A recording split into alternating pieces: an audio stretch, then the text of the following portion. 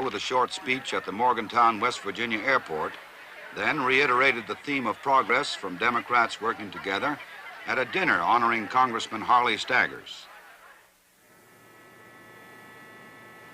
The following day, the president returned to New York for a luncheon of the All-Americans Council of the Democratic National Committee. This time, the president brought along a budding apprentice on the political scene, his grandson, Patrick Lyndon, who gained valuable training in such basic techniques as arm waving and handshaking.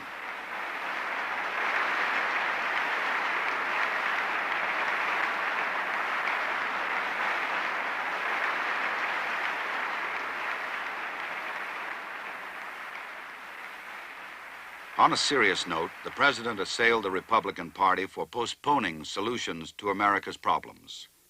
However, the president was not the only member of the Johnson family who took to the campaign trail for Humphrey Muskie.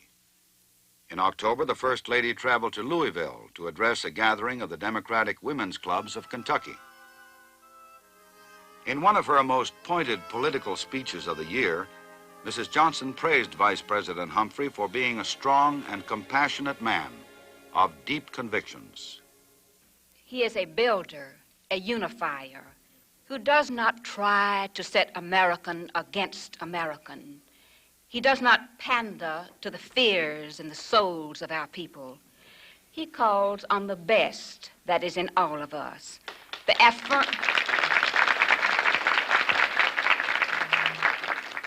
He calls on the affirming spirit of hope. Accompanied by Mrs. Humphrey, Mrs. Johnson traveled to Philadelphia for an appearance on the Mike Douglas television show to boost the campaign of the First and Second Lady's favorite candidate. Mrs. Johnson gave a further endorsement to the Vice President at a performance in Washington of Alexis, We Love You, a musical fashion show put on by the Women's National Democratic Club. It featured clothing worn by White House occupants from the Johnson daughters back to the days of Dolly Madison.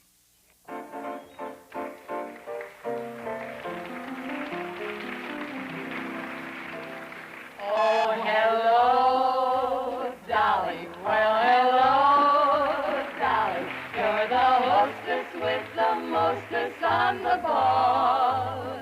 You are so gay, Dolly. You convey, Dolly, such a warm and friendly feeling with kind of come on along to the Democratic ball. Come on along, where the dancing's free for all. Everyone will be there, FDR and Diamond Jim, the Hogans and the Brogans, and there's even Tiny Tim. Al Smith will lead the big parade with the fire brigade. You put the romance back in our life, Lucy.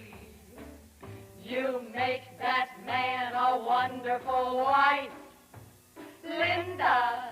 This show was repeated later in the month at a benefit for the Humphrey Muskie campaign in Austin, where Mrs. Johnson introduced Mrs. Humphrey to the women of Texas. You walk down the aisle, Cupid took the helm of government.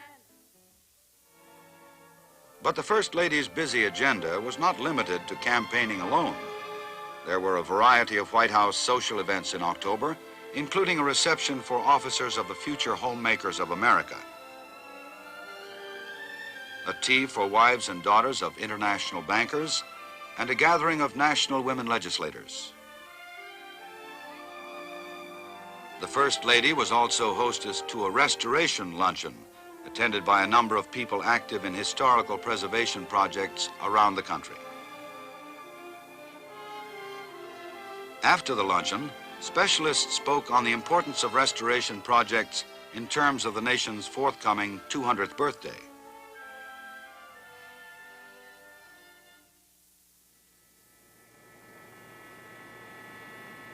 On October 11th, President Johnson boarded Air Force One to visit another president who had faced communist intransigence at the bargaining table, Harry Truman. But on this day, the current peace talks took another optimistic turn.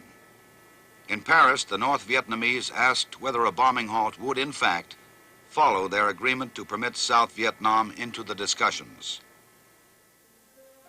The American negotiators repeated that the DMZ had to be honored and that there could be no attacks on South Vietnam cities. Would the communists agree to this? No one knew. Arriving at the Truman home in Independence, Missouri, the president signed two proclamations, one marking United Nations Day and the other praising the former president's pioneering support of the UN. To repeat, the ignition sequence will start at 8.9 seconds. We'll be looking to lift off at 0. In October, President Johnson, like millions of others, tuned in on the Apollo 7 space launch from Cape Kennedy. The drama of this attempt was heightened by the knowledge that it was America's first manned flight since the tragic death of 3 astronauts 21 months before. 12, 11, 10, 9. Ignition sequence start. 5, 4. We have ignition. All engines are running. We have liftoff. We have liftoff. The top has been cleared. The top. Roger, Jack. Tower clear, 15 seconds out. The pitch and roll program are in.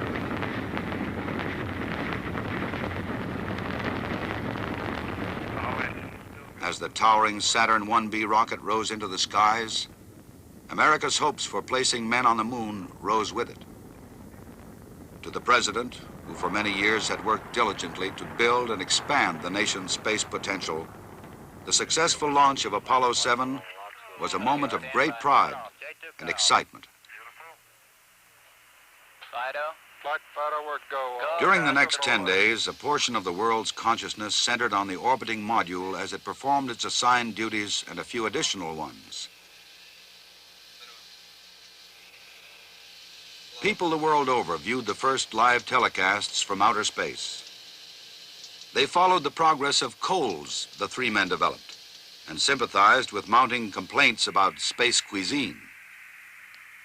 Finally, after a textbook perfect mission that circled the globe 163 times in 264 hours, Apollo 7 re-entered the Earth's atmosphere. True to its performance in space, the unit splashed down in the Atlantic Ocean less than half a mile from the point it had aimed for. The unqualified success of this flight brought into the realm of very real possibility what once seemed like a far-out dream, placing an American on the moon before the end of this decade. When astronauts Schirra, Isley, and Cunningham were safely aboard the carrier Essex, President Johnson congratulated them on behalf of their countrymen. He also extended an invitation to receive the 3 at the LBJ Ranch.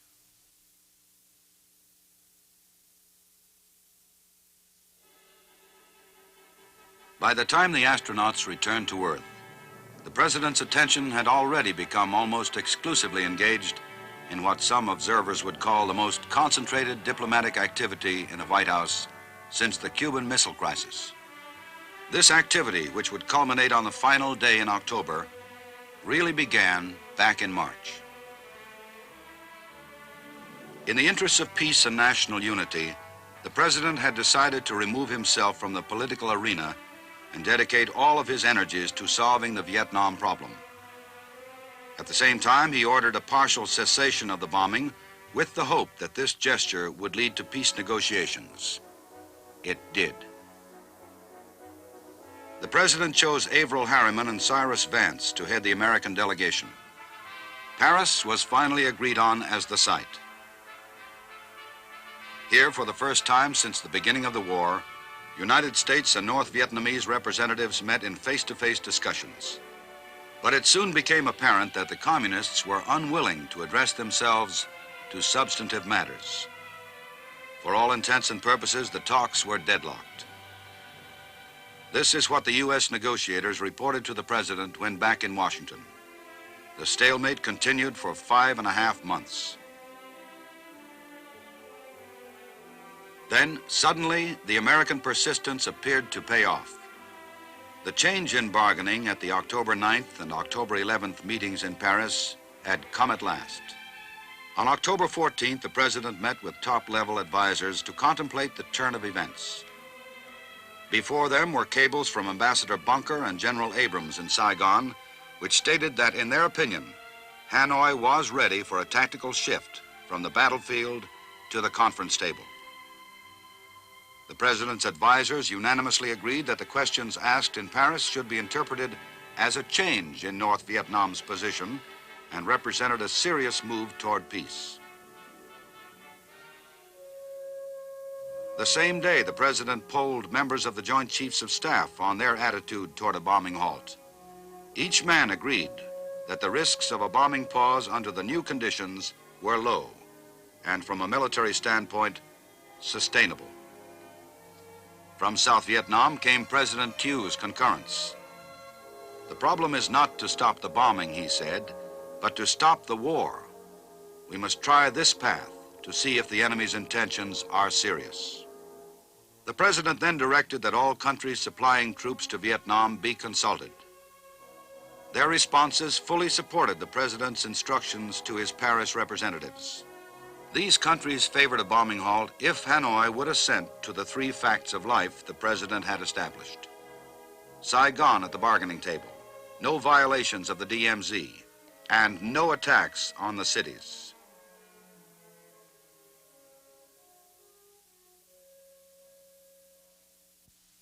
The groundwork had been laid, and now the tension would begin, for there followed 13 days of on-again, off-again uncertainty from Paris. Hanoi was balking at several points. First, they withheld their promise to meet promptly for talks after a bombing halt went into operation. Then they wanted the bombing halt labeled an unconditional stoppage. They also wanted the expanded discussions described as a four-power conference, which, in effect, was a demand for recognition of the Viet Cong's political arm, the National Liberation Front.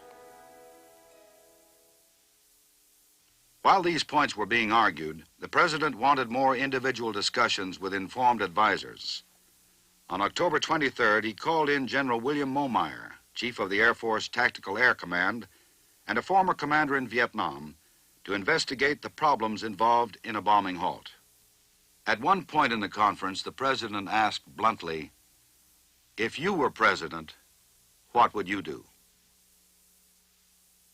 The General replied, "In my judgment, a bombing halt now would not involve a substantial risk.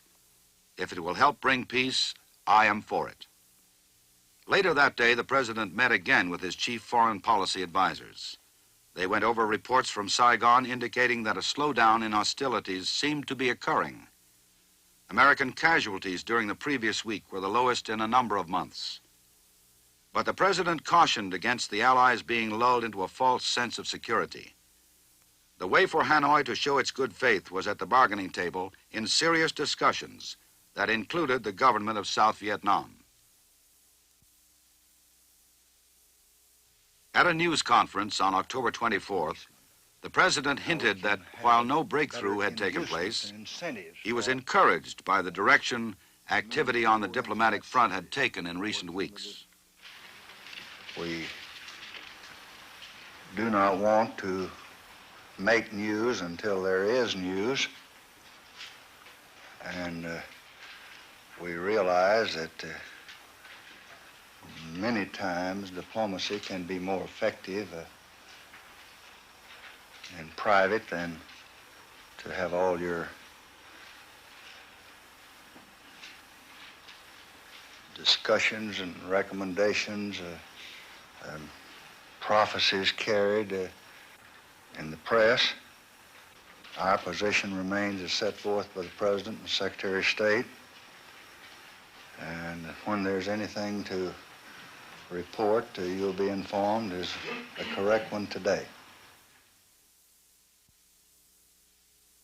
The next afternoon, the President again conferred with close aides. This time, the discussion centered around standing orders to be issued to General Abrams if North Vietnam violated the DMZ.